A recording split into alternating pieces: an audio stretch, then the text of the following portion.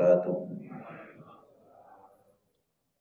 سبحان الله والحمد لله ولا إله إلا الله والله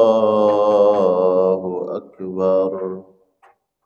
سبحان الله والحمد لله ولا إله إلا الله والله أكبر. سبحان الله والحمد لله ولا إله إلا الله والله أكبر. الحمد لله هو الأول فليس قبله شيء، هو الآخر فليس بعده شيء، هو الظاهر فليس فوقه شيء، هو الباطن فليس دونه شيء، إنه على كل شيء قدير. أشهد أن لا إله إلا الله وحده لا شريك له، وأشهد أن محمدا عبده ورسوله. اللهم صل وسلم وبارك وكرم وأنعم على هذا النبي الكريم، نبينا ورسولنا وإمامنا وقدوتنا سيدنا مولانا محمد وعلى آله وأصحابه ومن سار على نهجه واستنى بسنته إلى يوم الدين، وبعد. اللهم لا علم لنا إلا ما علمتنا إنك أنت العليم الحكيم. اللهم فقهنا في الدين وعلمنا التأويل. اللهم ارزقنا علما، اللهم ارزقنا علما وزدنا علما، وأصلح لنا شأننا كله ولا تكلنا إلى أنفسنا طرفة عين. Alhamdulillah, jemaah sekalian yang dirahmati, yang dimuliakan oleh Allah Subhanahu wa taala. Kita bersyukur kepada Allah atas nikmat karunia yang Allah hadirkan, Allah curah limpahkan untuk kita semua di pagi hari ini. Sama-sama kita dimudahkan oleh Allah untuk melaksanakan salah satu kewajiban kita, memenuhi panggilan Allah Subhanahu wa taala di waktu fajar, melaksanakan salat subuh. Kemudian kita duduk sejenak sama-sama zikrullah, mengingat Allah Subhanahu wa taala melalui talabul ilmi, menuntut ilmu. Semoga duduknya kita di rumah Allah yang Allah muliakan ini menjadi pemberat timbangan amal-amal saleh kita di akhirat kelak. Amin ya rabbal alamin. Salawat salam kita sampaikan kepada Rasulullah sallallahu alaihi wasallam, kepada keluarga dan seluruh sahabat-sahabat Nabi sallallahu alaihi wasallam, minal muhajirin wal ansar. Semoga insyaallah taala kita dapat mengikuti kebaikan-kebaikan yang telah mereka lakukan, sehingga Allah Subhanahu wa taala memberikan kemuliaan kepada mereka. Dan semoga kita semua insyaallah mendapatkan syafaat Nabi sallallahu alaihi wasallam di akhirat kelak. Seluruh keluarga kita, orang-orang yang kita cintai, dapat mendapatkan syafaat Nabi sallallahu alaihi wasallam, dukhulul jannah. Kita bersama-sama masuk ke dalam surga Allah Subhanahu wa taala, menikmati balasan kebaikan yang telah kita lakukan. Khalidina fiha, kebaikan yang kekal abadi selama-lamanya. Bahagia, tidak ada sedih, tidak ada duka, tidak ada tangis. Mendapatkan rahmat Allah Subhanahu wa ta'ala. Amin ya rabbal alamin. Baik jemaah sekalian, kita lanjutkan membahas kitab Riyadhus Shalihin Al-Imam An-Nawawi rahmatullah alaih. Di pertemuan yang lalu kita membahas tentang adabut ta'am. Babut ta'am min adabi al-akli wasyurb. Membahas adab-adab tentang makan dan minum dan keutamaan membaca basmalah, keutamaan-keutamaannya dan rahasia yang terkandung di dalam menyebut nama Allah Subhanahu wa taala, yaitu basmalah. Bab berikutnya insyaallah kita akan membahas babu ma yuqalu indal mayyit. Apa yang sejatinya kita ucapkan bila mana kita menghadiri atau mendatangi proses pemakaman jenazah, mulai dari mengurus hak dari si mayit, bertakziah kepada keluarga ahlul mayit, kemudian dimandikan, dikafani, disolatkan, kemudian menjadi kewajiban fardu kifayah atas kaum muslimin untuk memakamkannya, ya. Wajib salat fardu kifayah, mensalatkan jenazah, kemudian hak daripada si mayit kita memakamkannya di pemakaman kaum muslimin. Ada adab-adab yang diajarkan oleh Nabi sallallahu alaihi wasallam dalam proses tersebut. Hadis pertama yang dicantumkan oleh Imam An-Nawawi rahmatullah alaihi di dalam bab ini bersumber dari Ummu Salamah. Ummu Salamah adalah istri Nabi sallallahu alaihi wasallam. Mata rantai periwayatan hadis ini sampai ke Imam Muslim. Hadisnya sahih, ya. An Ummi Salamah radhiyallahu ta'ala anha qalat qala Rasulullah sallallahu alaihi wasallam. Telah diriwayatkan dari Ummu Salamah, beliau Ummu Salamah berkata, qala Rasulullah sallallahu alaihi wasallam, Nabi telah bersabda, idza hadartumul mayyita, apabila kalian datang ke rumah ahlul musibah atau melayat. Melayat singkatan dari melihat mayat. Datang ke rumah ahlul musibah untuk bertakziah, kemudian memberikan hak-hak si mayit untuk dimandikan, dikafani, disolatkan, kemudian dimakamkan. Faqulu khaira, maka hendaknya kalian berkata kata yang baik. Ya, berkatalah yang baik. Baik ketika kita berada di rumah ahlul musibah, dia masih di rumahnya dalam proses pemakaman, ya, belum dilaksanakan, mulai dari dimandikan atau belum proses dimandikan. Ada hal-hal yang dipersiapkan sebelum pemakaman dilakukan. Orang-orang kaum muslimin datang bertakziah ke rumah keluarga yang ditinggalkan. Maka ketika kita berada dalam situasi tersebut, tidak boleh ada kata-kata yang tidak layak dan tidak pantas. Baik dalam sikap kita, ucapan kita. Dalam ucapan ini dilihat layak atau tidak, baik atau tidak.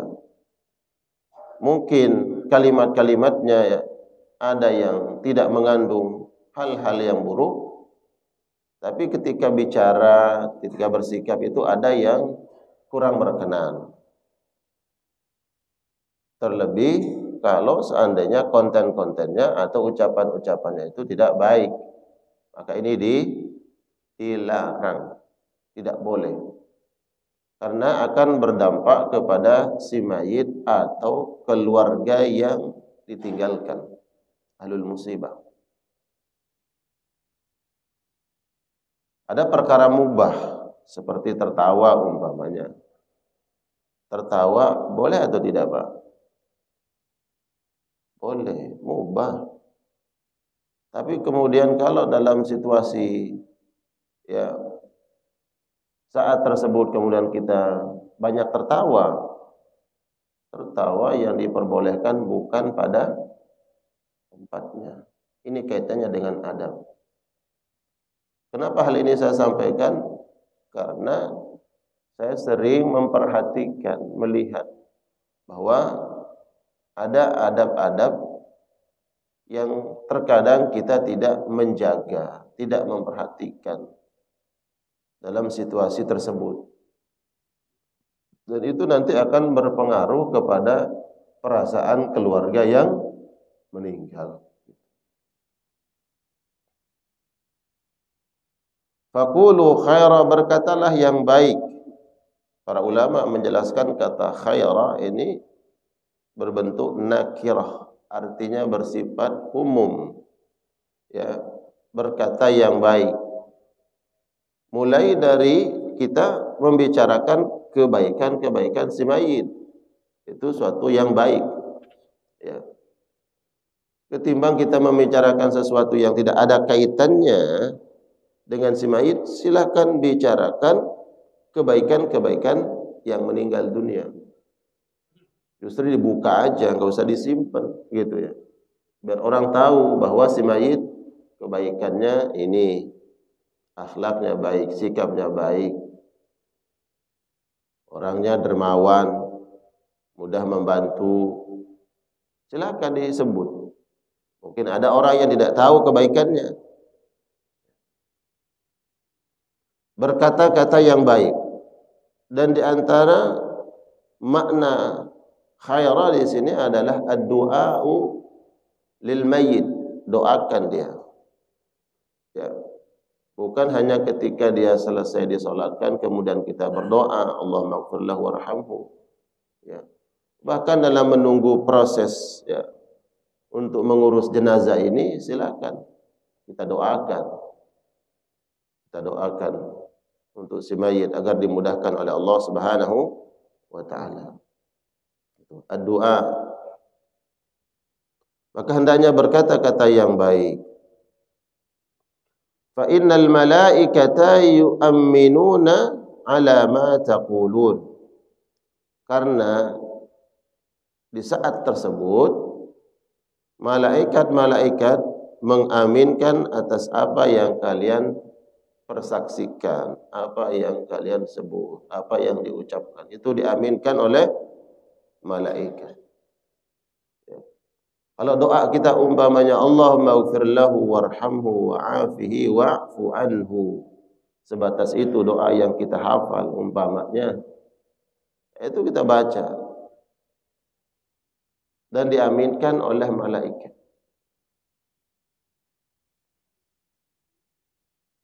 Dan itu yang dibutuhkan oleh si mayit. Apalagi yang dibutuhkan? Tidak lain dan tidak bukan doa. Nyampe enggak Ustaz doa kita kepada si mayit? Nyampe. Kita enggak kenal Ustaz mayit itu, nyampe enggak doa kita? Nyampe. Ya. Karena di dalam Al-Qur'an ada perintah untuk mendoakan sesama kaum muslimin. Ya. Allah sebutkan di dalam surat Al-Hasyr ayat ya ke-10. Walladzina ja'u min ba'dihim yaquluna rabbana ighfir lana wa li ikhwanina alladzina sabaquna bil iman wa la taj'al fi qulubina ghillan lil ladzina amanu. Rabbana, ya Allah ampuni dosa-dosa kami. Allah, Rabbana ighfir lana, ya Allah ampuni dosa kami. Wa li ikhwanina alladzina sabaquna bil iman. dan ampuni dosa saudara-saudara kami yang terlebih dahulu kembali kepadamu ya Allah, meninggal dunia, dan mereka kembali dengan membawa iman. Doa sesama kaum muslimin, walaupun kita tidak pernah berjumpa, tidak pernah bertemu, ya, tidak kenal, kemudian kita doakan, nyampe. Ya. Sebagaimana Al-Quran mengisyaratkan orang-orang beriman setelah generasi para sahabat, silahkan doakan mereka. Generasi sahabat dari kalangan kaum muhajirin, kalangan kaum ansar. Maka setelah generasi ini, silahkan doakan generasi-generasi sebelum kalian. Para tabi'un, tabi'ut tabi'in, terus sampai akhir zaman nanti. Kita bisa mendoakan orang-orang yang terlebih dahulu meninggal dunia. Al-Quran menyebutkan hal tersebut. Berarti nyampe doa. Doa itu nyampe, Pak. Ya. Nah, di saat dalam proses tadi, proses mengurus jenazah, sembari menunggu proses tersebut belum dimandikan, belum dikafani oleh petugas atau keluarga, maka kita datang bertakziah itu, di antaranya adalah berdoa, doakan si mayit. Kalaupun kita harus berbicara, silakan bicara yang mubah, boleh kita ngobrol, ada hal-hal yang kita bicarakan. Tapi perkara yang mubah pun saat tersebut harus diperhatikan adab-adabnya. Ya. Jangan sampai kemudian menyinggung perasaan ahlul musibah, keluarga yang meninggal dunia. Jangan menampakkan, ya, di antara adab kaum muslimin itu jangan menampakkan kebahagiaan di hadapan orang yang sedang mendapat musibah. Enggak. Itu adab dalam Islam. Kita dilarang oleh Allah Subhanahu wa taala bersedih yang keluar dari fitrah, yang tidak dibenarkan. Di saat itu orang sedih, ya, keluarganya meninggal, sedih atau tidak, Pak? Sedih. Anaknya atau suaminya atau istrinya, saudaranya, orang tuanya meninggal, pasti sedih.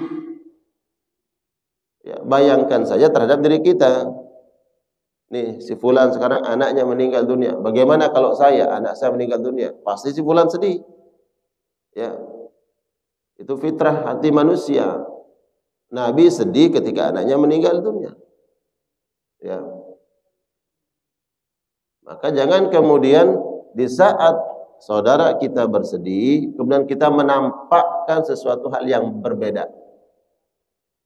Yang mungkin saja menyinggung. Kita kenapa tertawa, ya, terbahak-bahak dan seterusnya. Ini perkara mubah, tapi kalau tidak diletakkan bukan pada tempatnya menjadi tidak dibenarkan. Ya.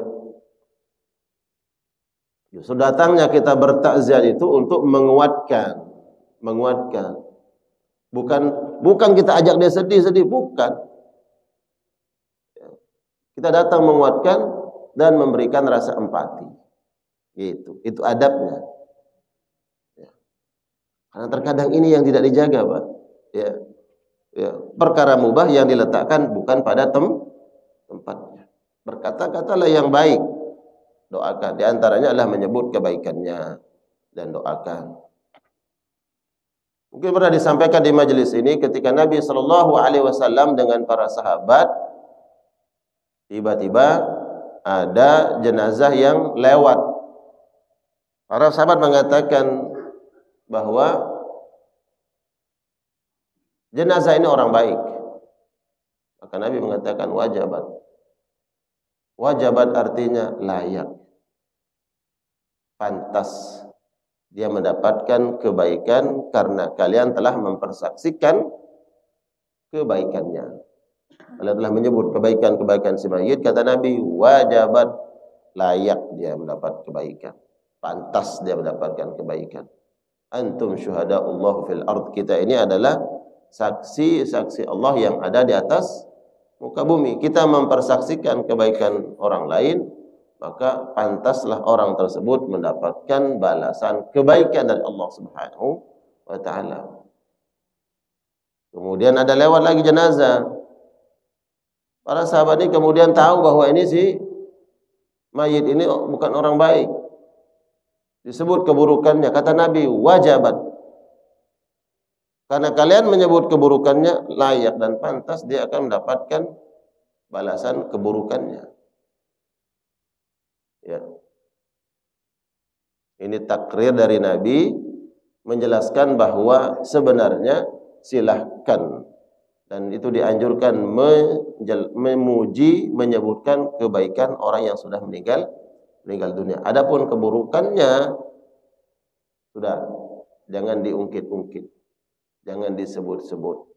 Karena kalau disebut, diceritakan, justru itu akan menjadi keburukan bagi si mayit. Nah, ya bayangkan juga terhadap diri kita, bagaimana seandainya kita yang meninggal dunia, kemudian orang yang masih hidup itu nyebut-nyebut, ya, menceritakan hal-hal yang tidak baik yang pernah kita lakukan. Tentu kita tidak menginginkan seperti itu. Begitu juga si mayit tidak menginginkan keburukannya atau hal-hal yang pernah dia lakukan terkait dengan sesama manusia, hal yang tidak baik kemudian diungkit-ungkit, disebut-sebut. Cukuplah kita yang tahu, ya.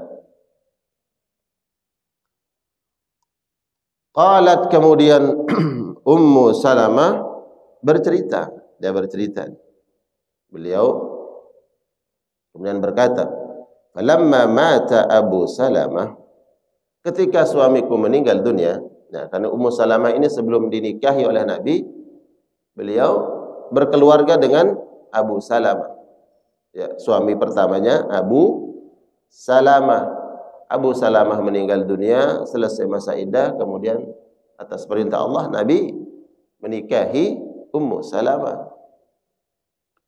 Ketika meninggal Abu Salamah, suami pertama Ummu Salamah, ataitun nabiyya, saya datang ke rumah Nabi.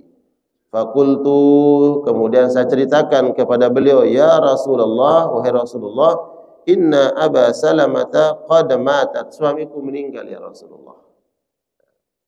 Jadi Ummu Salamah cerita kepada Nabi, menyampaikan bahwa suaminya meninggal dunia. Qala, kemudian Nabi berpesan kepada Ummu Salamah, quli Allahumma ghfirli walahu, ya Allah ampuni dosaku dan dosa suamiku. Ya. Doa dari orang yang dekat dengan kita. Ya. Istri mendoakan suami, suami mendoakan istri, keluarga.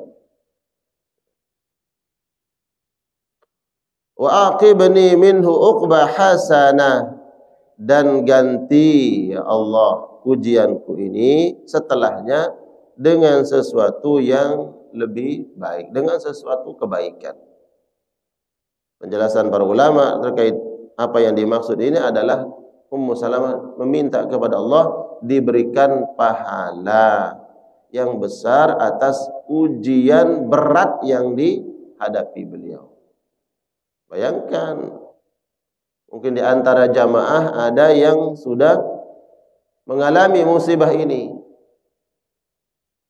Istri meninggal dunia, bagaimana? Apa yang dirasakan? Tentu terasa berat. Fitrah manusia, pasangan hidup akan terasa berat. Dan yang meninggal ini suami, yang ditinggalkan istri.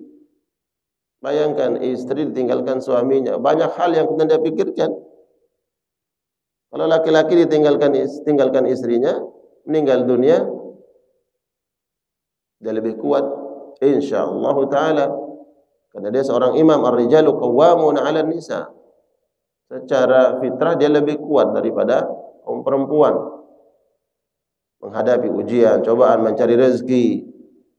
Karena dia bisa kemudian dengan mudah untuk berinteraksi, keluar rumah, mencari nafkah, tidak harus bersama mahram, laki-laki. Tapi kalau perempuan, ditinggal suaminya, dia keluar rumah harus ada mahramnya. Ya. khawatir ada fitnah dan seterusnya. Ada anak yang ditinggalkan, anaknya namanya, ya, ada anaknya ditinggalkan.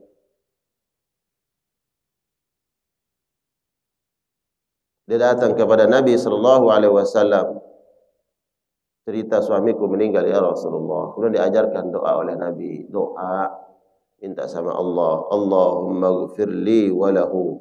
Ya Allah, ampuni dosaku ya Allah dan dosa suamiku, dan berikan balasan terbaik yang hasanah, yang baik ya Allah selepas ujian ini. Fakultu, kemudian setelah beliau Ummu Salamah ini menikah dengan Nabi sallallahu alaihi wasallam, dia mengatakan fa'aqabani Allahu man huwa khairul li minhu. Setelah itu Allah ganti suamiku, yaitu Abu Salamah, dengan laki-laki yang lebih baik dari dia. Siapa? Rasulullah sallallahu alaihi wasallam. Ya. Ada dijelaskan tentang doa ini ketika diajarkan oleh Nabi sallallahu alaihi wasallam doa terhadap Ummu Salamah. Ya Allah, berikan ganti yang lebih baik setelah ini. Itu maknanya umum, banyak, tergantung apa yang Allah ingin berikan. Apakah itu pahala atau kebaikan-kebaikan dunia, ya, dimudahkan kehidupannya dan seterusnya, atau diganti. Ganti itu suaminya meninggal dunia, kemudian Allah nikahkan dengan, berikan jodoh dengan yang lain. Nah, ketika terbayang oleh Ummu Salamah tentang laki-laki,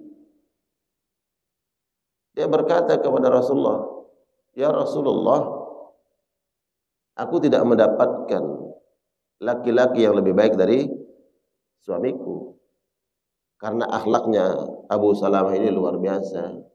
Laki-laki, seorang suami yang bertanggung jawab, agamanya baik, akhlaknya baik, tidak zalim, tidak menyakiti istrinya, sampai istrinya yang bersaksi seperti itu. Dan kesaksian yang paling akurat itu adalah, ya, kesaksian istri terhadap suami. Ya, kalau kita bertanya bagaimana akhlak seorang laki-laki, ya, bagaimana akhlaknya, dia baik atau tidak, nggak usah tanya temannya, tanya orang yang paling dekat dengan dia. Ya, itu siapa? Istrinya. Kalau istrinya bilang suamiku itu orang baik, ya udah, dia itu baik orang. Ya. Di luar rumah dia dikenal baik sama orang lain begini begitu dalam pandangan agama. Tapi kalau istrinya bilang, aduh dia mah, ya, gampang gini, gampang gitu, ya, kasar di rumah, dalam pandangan agama dia nggak baik tuh laki-laki. Walaupun di luar rumah dia baik sama temennya, sama orang lain dia baik. Ya. Dan yang mempersaksikan Ummu Salamah yang bilang bahwa laki-laki yang saya tahu yang paling baik itu adalah suamiku. Karena Ummu Salamah tidak ngebayangin bahwa dia akan dijodohkan oleh Allah bersama Nabi. Tentu tidak ada laki-laki yang lebih baik, ya, melebihi kebaikan Nabi sallallahu alaihi wasallam. Dan Ummu Salamah tuh enggak bayangin bahwa nanti dia akan dinikahi oleh Nabi. Makanya dia mengatakan, ya Rasulullah, enggak ada, ya, laki-laki yang lebih baik dari suamiku. Beliau cerita kemudian mengatakan, maka Allah ganti, ya, Allah berikan jodoh terhadap Ummu Salamah, yaitu Rasulullah sallallahu alaihi wasallam. Ada kalanya doa itu doa yang kita enggak bayangkan bahwa Allah akan menjawab doa itu dengan sesuatu yang kita enggak pernah bayangkan. Ya. Ummu Salamah itu karena ini perintah Nabi, ya doa saja, udah doa gitu. Karena bersifat umum, ganti ya Allah dengan sesuatu yang lebih baik. Terserah Allah mau kasih apa. Kalau seorang perempuan ditinggal suaminya, meninggal, ya udah membayangkan nanti kalau saya nikah lagi. Ya. Tapi dia berdoa saja Ummu Salamah. Ternyata Allah ijabah doanya dengan sesuatu yang tidak pernah dia bayangkan. Melebihi apa yang dia harapkan. Bayangkan. Makanya ya udah, kita dalam doa itu doa saja, Pak. Ya, jangan mengukur kekuasaan Allah dengan akal kita. Ini kita berdoa sekarang apa iya ya. Ini kita dalam kesulitan, apa mungkin ya? Siapa yang akan bantu kita? Di zaman sekarang emang ada orang yang mau bantu kita? Ya udah doa aja sama Allah. Allah kuasa mengijabah doa kita, memberikan sesuatu kepada kita yang kita nggak pernah bayangkan. Ada mungkin pengalaman dalam hidup kita ini sesuatu yang kita nggak pernah bayangkan ternyata bisa sampai ke titik ini. Kita sampai mendapatkan sesuatu yang kita nggak pernah bayangkan. Oh ya kita dapat ya. Ya. Tuh. Dengan husnuzannya, berbaik sangkanya, Ummu Salamah berdoa kepada Allah. Allah ganti suaminya. Abu Salamah yang dia katakan baik akhlaknya, ibadahnya baik, diganti oleh Allah. Oleh laki-laki yang lebih baik dari suaminya, yaitu Rasulullah sallallahu alaihi wasallam. Rawahu Muslim. Hadis ini diriwayatkan oleh Imam Muslim. Dalam riwayat yang lain, riwayat Abu Daud, ya, diriwayatkan apabila kalian menjenguk orang sakit. Kalau yang riwayatnya Imam Muslim, apabila kalian melayat, ya, mengurus jenazah, mendatangi proses pemakaman. Dalam riwayat Abu Daud, apabila kalian menjenguk orang sakit. Apabila kalian datang menjenguk orang sakit, maka doakan, berkata-kata yang baik. Baik itu. Ya. Kalau kita menjenguk orang sakit, berkata yang baik. Pertama, kontennya baik. Kemudian pesan-pesannya juga baik. Ya.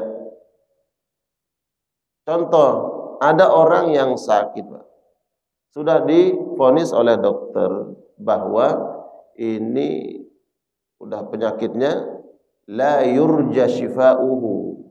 Kemungkinan sembuhnya sangat sedikit sekali. Secara ilmu pengetahuan, sangat sedikit kemungkinan sembuhnya. Nah, ketika kita tahu tentang hal itu, kita datang jenguk yang sakit ini. Ya.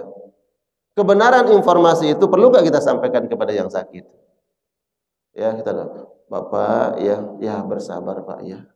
Ini takdir Allah karena memang orang-orang yang sakit seperti Bapak ini kata dokter kemungkinan sembuhnya dikit. Nah, bilang begitu kepada si yang sakit.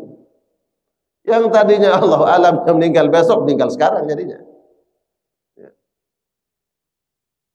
Jadi tidak semua kebenaran itu disampaikan. Makanya saya bilang tadi kontennya harus benar dan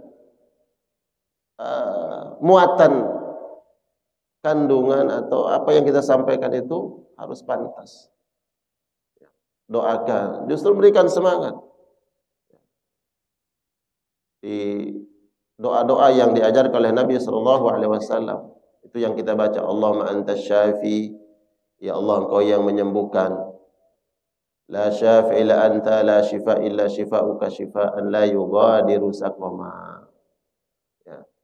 Jadi kata khaira itu berikan semangat, ya, berikan motivasi agar dia optimis. Kalau seandainya ya, kita melihat bahwa dia dalam kepayahan dan dia masih bisa komunikasi, sampaikan apa yang disebutkan oleh Imam Ahmad di dalam kitab At-Tadhkirah karangan Imam Al-Qurtubi agar berhusnuzan, berbaik sangka kepada Allah Subhanahu wa taala.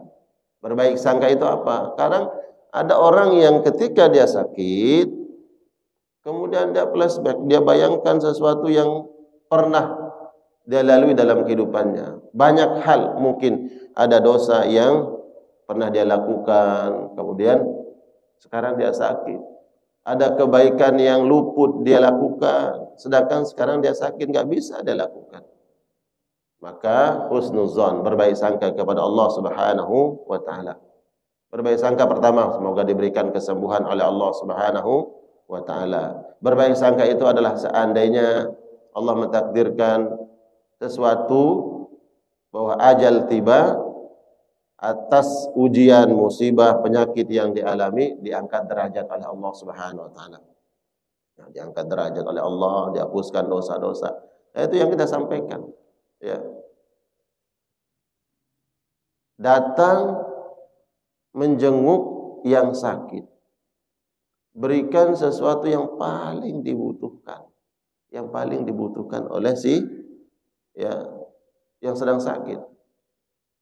Oke, kita boleh membawa sesuatu, makanan, minuman untuk mungkin keluarga yang menunggu, yang menjaga, yang merawat.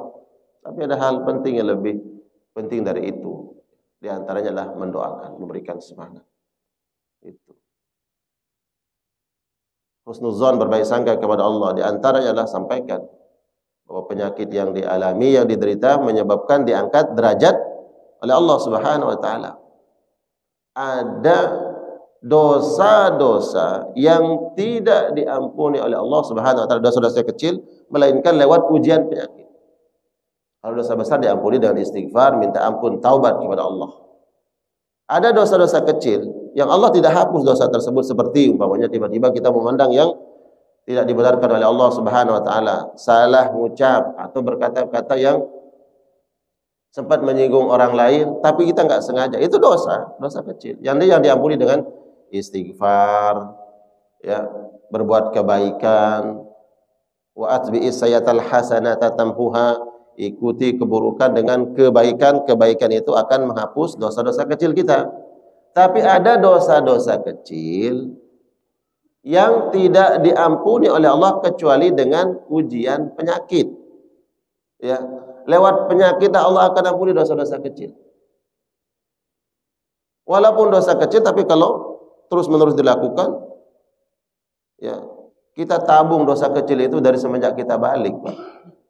Kira-kira sampai sekarang berapa banyak tuh, Pak?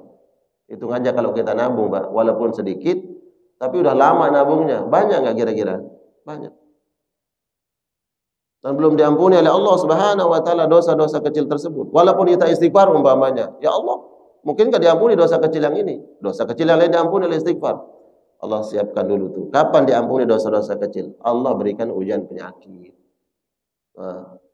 Penyakit. Kan banyak penyakit, Pak. Ada yang sakit di kaki, asam apa namanya, Pak? Asam urat. Kemudian bisul, kemudian penyakit-penyakit yang menyebabkan diampuni dosa kita oleh Allah. Bahkan duri yang menancap di kaki kita, kalau kita ikhlas, ridha, istighfar, minta ampun kepada Allah, diampuni dosa kita. Begitu juga lewat penyakit. Ada dosa-dosa yang diampuni oleh Allah lewat ujian penyakit. Nah, kalau kemudian kita datang menjenguk yang bersangkutan, sampaikan. Insyaallah dengan penyakit ini Allah akan angkat derajat di sisi Allah Subhanahu wa taala. Allah akan ampuni dosa-dosa. Apalagi kemudian kita tahu dalilnya. Kita sudah ngaji, kita tahu hadisnya. Pernah dengar disampaikan oleh seorang guru umpamanya. Dulu di zaman Nabi sallallahu alaihi wasallam ada perempuan yang sakit, dia datang ke Nabi. Nah, ini sebagai bahan nanti untuk menghibur orang sakit, Pak. Dia datang ke Nabi sallallahu alaihi wasallam dan mengatakan, "Ya Rasulullah, aku begini penyakitku, ya Rasulullah. Tolong doakan saya agar sembuh ya Rasulullah." Kata Nabi, "Saya berikan kamu dua pilihan ya." "Apa ya Rasulullah?" "In da'autu laki syafaiti," atau kama qala Rasul. Kalau saya doakan kesembuhan untukmu, insyaallah kamu sembuh. Kamu sembuh, kami tak sembuh. Kalau tak doakan, kamu sembuh insyaallah. Itu pilihan pertama. Pilihan kedua kata Nabi, "Wa in sabarti falakil jannah." Tapi kalau kamu sabar, ikhlas dengan penyakit ini, saya jamin kamu masuk surga. Jaminan Nabi itu jaminan dari Allah. Nabi menyampaikan, "Wa ma yantiqu 'anil hawa in huwa illa wahyu yuha." Itu wahyu dari Allah. Kalau kamu sabar dengan penyakit ini, surga balasannya. Pilih yang mana kata Nabi? Kira-kira Pak, kita diberikan pilihan gitu, pilih yang mana Pak? Yakin? Ya. Kalau saya doakan sembuh, insyaallah dengan izin Allah kata Nabi. Tapi kalau kamu sabar, kamu sudah masuk surga. Kata perempuan itu, "Ya Rasulullah, kalau begitu saya pilih yang kedua saja." Tuh. Saya pilih yang kedua. Artinya apa? Biarkan penyakit ini tetap pada saya. Saya nggak usah sembuh ya Rasulullah. Kalau memang itu bayarannya masuk surga, ya udah nggak apa-apa saya sakit. Nah, ini ada orang sakit bilang, sampaikan begitu. Jadi penyakit itu akan menghantarkan seseorang mendapatkan ridha Allah, masuk ke dalam surga. Ya, walaupun tentu banyak jalannya. Ya, lewat sholat, lewat sedekah, lewat ibadah, bahkan lewat penyakit. Karena ujian Allah menimpa seseorang tergantung apa yang dikehendaki oleh Allah Subhanahu wa taala. Ada orang yang diuji lewat penyakit, bertahun-tahun sakit. Wa kam min saqimin ya asyahinan minad dahri, kata Imam Syafi'i. Berapa banyak orang yang bertahun-tahun menderita sakit, belum meninggal dunia.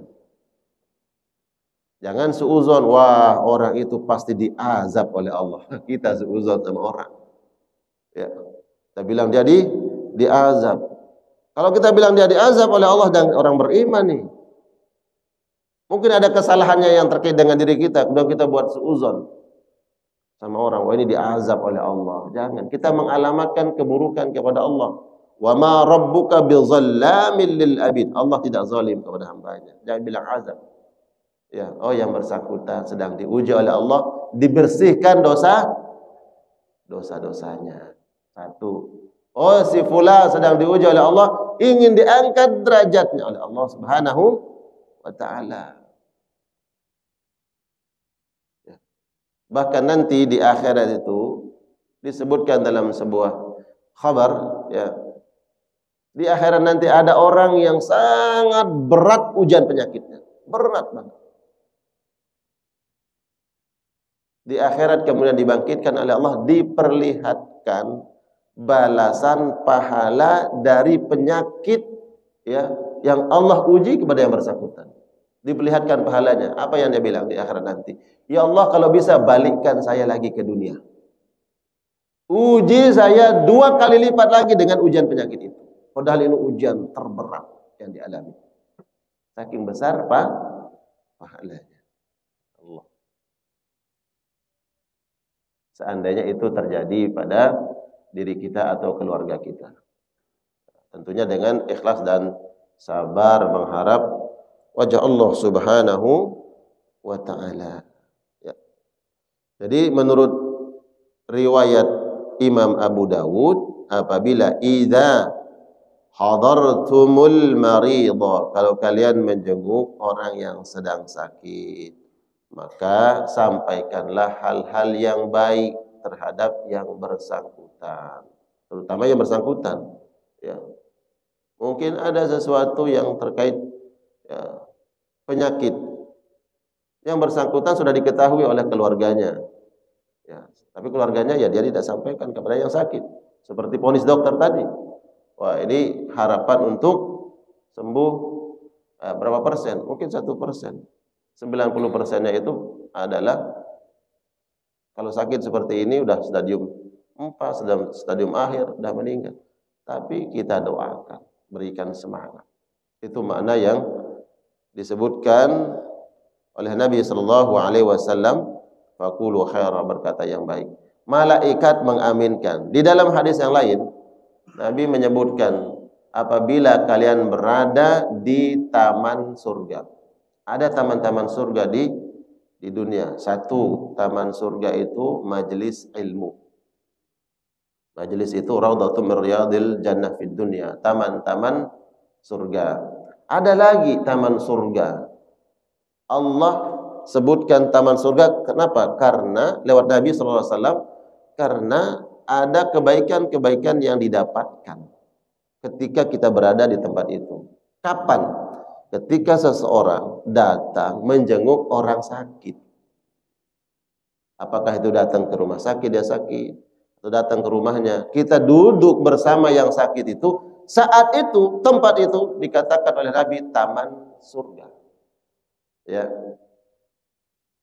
Kalau di Madinah ada raudhah.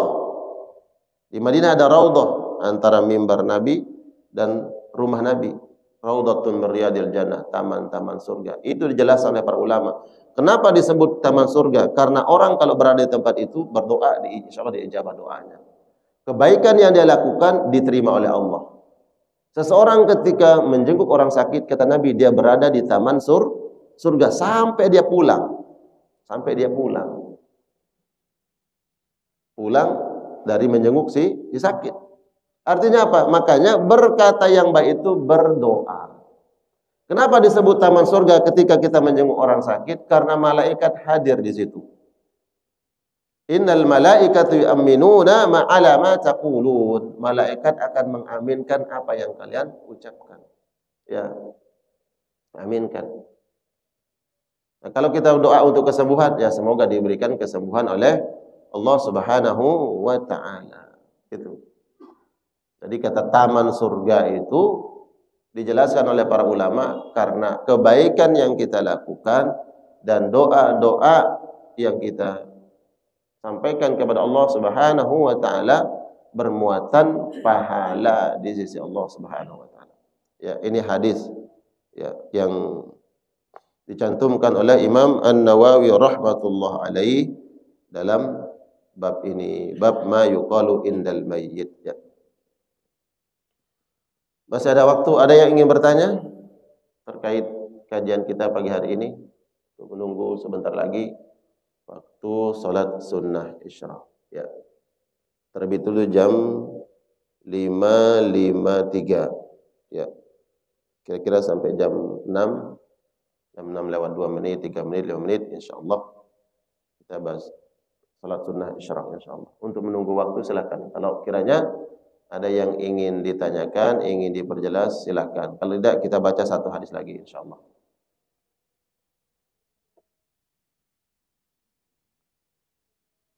Biasanya Pak Zakaria yang di situ yang bertanya. Ada nggak dia? Enggak ada. Baik, hadis kedua. Ya, hadis kedua.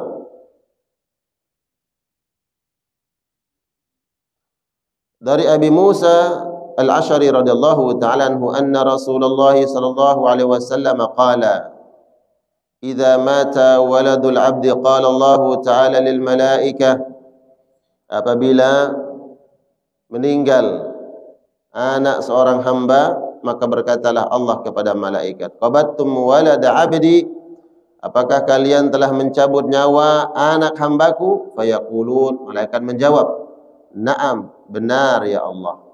Fayaqul kemudian Allah berseru ya qabattum thamrata fuadihi kalian telah mencabut ya belahan hati hambaku yaitu anaknya fayaqulun malaikat menjawab na'am benar ya Allah. Fayaqul kemudian Allah berseru famadza qala 'abdi lalu apa yang diucapkan oleh hambaku tersebut yang anaknya meninggal dunia. Fayaqulun malaikat menyampaikan kepada Allah, ya Allah hambamu tersebut mendapatkan musibah, anaknya meninggal dunia, hamidaka, dia memujimu ya Allah. Wastarja'a dan istirja dalam ujian yang berat, musibah yang dihadapi, dia sempat-sempatnya memujimu ya Allah dan mengatakan inna lillahi wa inna ilaihi raji'un. Kalimat ini disebut dengan istirja. Setelah malaikat menyampaikan, melapor sama Allah, ya, hambamu yang mendapatkan ujian tersebut memujimu ya Allah. Ada ujian tapi dia mengatakan alhamdulillah ala kulli hal. Segala puji bagi Allah dalam setiap sesuatu. Apapun yang ditakdirkan, yang ditetapkan oleh Allah pasti berupa kebaikan terhadap hambanya. Dia paham itu. Dia muji Allah. Baru kemudian dia mengatakan inna lillahi wa inna ilaihi raji'un. Fayaqulullahu ta'ala. Kemudian Allah berseru kepada para malaikat. Para malaikat. Wahai malaikat-malaikatku, ubnu li'abdi baitan fil jannah. Kalau begitu, apa yang kamu laporkan tadi, saya siapkan balasan berupa istana yang megah di dalam surga. Untuk siapa? Hambanya, hamba Allah yang mendapatkan musibah, mendapatkan ujian. Ujian apa? Anaknya meninggal dunia. Itu musibah. Allah berikan balasan terbaik. Bukan di dunia, tapi balasan terbaik di akhirat. Enggak tanggung-tanggung. Ya. Baitan atau bait. Bait itu bukan. Dalam bahasa Arab bait artinya rumah. Namun di syarahnya bahwa bait ini bukan bait biasa, tapi sesuatu yang sangat megah. Sehingga para ulama mengatakan bait di sini adalah qasr, istana. Allah bangunkan istana yang megah di dalam surga. Wasammuhu baital hamdi, dan beri nama rumah tersebut dengan rumah pujian. Ya, Baitul Hamdi, rumah pujian. Kenapa disebut dengan Baitul Hamdi? Karena ketika mendapatkan ujian, cobaan, hamba tersebut memuji Allah Subhanahu wa taala. Ini sunnah, jamaah sekalian Allah muliakan. Jadi di antara sunnah yang diajarkan oleh Nabi sallallahu alaihi wasallam ketika mendapatkan ujian, puji Allah. Ya, memuji Allah. Bukan hanya ketika mendapatkan nikmat. Selesai makan, kita baca alhamdulillah, dapat rezeki, alhamdulillah, lagi senang, alhamdulillah. Tapi dalam keadaan kita mendapatkan ujian, di situasi kita sedih pun, sunnah yang diajarkan Nabi, ucapkan alhamdulillah. Tapi yang musibah loh ya, yang musibah, yang bersangkutan, jangan orang lain. Orang lain dapat musibah bilang-bilang alhamdulillah. Jangan, kita nyumpain orang namanya. Ya, tapi yang bersangkutan alhamdulillah ala kulli hal. Kalaupun kita menyampaikan kepada orang lain, sampaikan alhamdulillah ala kulli hal. Ingat, pujilah Allah karena setiap apapun yang ditetapkan oleh Allah pasti membawa kebaikan. Gitu. Itu sunnah Nabi. Baru kemudian kita istirja. Istirja itu mengucapkan innalillah. Dalam musibah apapun. Bukan hanya ketika ada orang meninggal dunia. Baru innalillah hingga musibah. Bahkan ada orang yang lagi jalan nih. Tiba-tiba terpeleset. Musibah tidak? Musibah. Terpeleset. Jangan mengucapkan yang lain. Jadi kadang suka apa ya? Spontan. Spontannya itu kalimat yang tidak baik.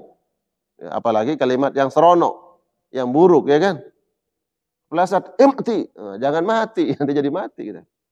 Ya, kepleset, inna lillahi wa inna ilaihi raji'un. Inna lillah, karena itu musibah. Ya. Begitu jamaah sekalian Allah muliakan. Baik, kita cukupkan. Mudah-mudahan insyaallah kajian kita pagi hari ini, ya, walaupun lampunya mati. Ini mati lampu atau hanya di masjid aja? Wah, dimatiin. Mati lampu, dimatiin sama petugas kayaknya. Ya, baik, mudah-mudahan kajian kita diberkahi oleh Allah Subhanahu wa taala. Bapak Ibu yang hadir di kajian pagi hari ini, semua dosa-dosanya insyaallah diampuni oleh Allah, diangkat derajatnya oleh Allah, diberikan pahala terbaik, nanti dibangunkan istana yang megah insyaallah di dalam surga. Amin ya rabbal alamin. Kita tutup dengan doa kafaratul majlis. Subhanakallahumma bihamdika asyhadu an la ilaha illa anta astaghfiruka wa atubu ilaik. Wassalamualaikum warahmatullahi wabarakatuh.